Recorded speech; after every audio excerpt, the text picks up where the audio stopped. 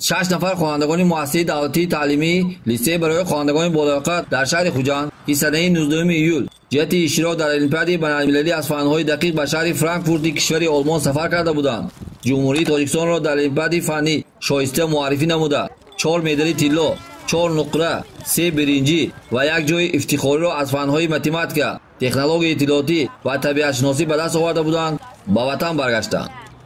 در مراسم استقبال رسمی که نزد میدان پیکری استاد ابو عبدالله رودکی صورت گرفت، خوانندگان را فیروزه نورالله‌زاده، معاون رئیس شهر خوجند، نماینده ریاست معارفی ولایت، مأموریت لیسه و والدین و همسبقان پیشواز گرفته گل و گلدسته‌های تازه تقدیم نمودند. فیروزه نورالله‌زاده خوانندگان را از نام رئیس شهر خوجند فردوس شریفزاده با دستاورد بی‌نظیرشان تهنیت گفته برای افزون نمودن موفقیت‌های تازه کامیابی‌های نو آرزو نمود. تأکید شد که خوانندگان لیسته برای خوانندگان بالاقدر در شهر خوجند در المپیاد بین‌الخلقی با نفوذ کشور محبوب ما را به طریق شایسته معرفی نموده با دستاوردهای چشمرس به وطن برگشتند که افتخاری همگان است.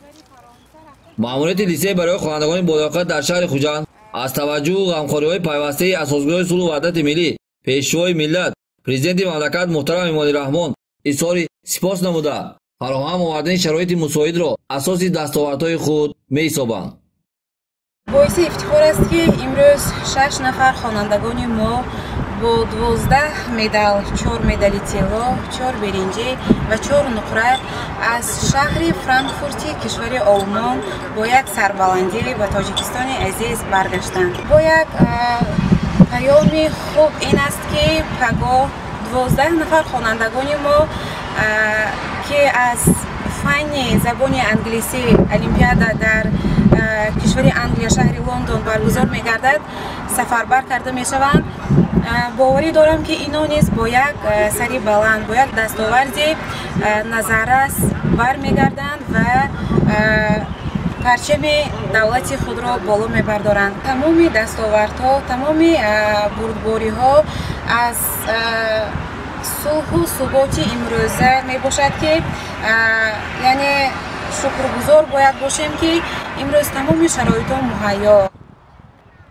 لازم به تاکید است که المپیاد فنی سده 23 ایول از فن متماتیک و سده 24 ایول از فن طبیعت شناسی و تکنولوژی اطلاعاتی برگزار گردیده خوانندگان بالاقدر لیسه دانش خود را از روی 2 فن تعلیمی سنجیده غالب المپیاد گردیدند. از جمله سفرخان حسنов، یاسمین‌خان احرارова، اکملجان نعمت‌اللهیف از فن متماتیک و میراد محمدجانov از فن تکنولوژی اطلاعاتی جای اول و صاحب مدال طلا، فرینه معصومова و سلیمبک سعید احمدزاده از فن متماتیک و طبیعت شناسی جای دوم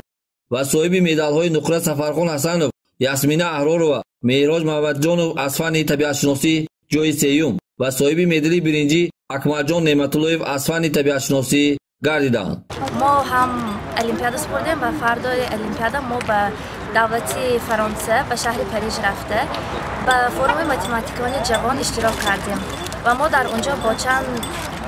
با 93 دولت دیگر اشتراک کرده از فن 4 مدال طلا، 4 مدال برنجی و 4 مدال نقره سزاوار گردیدیم. این هم خرسندی هم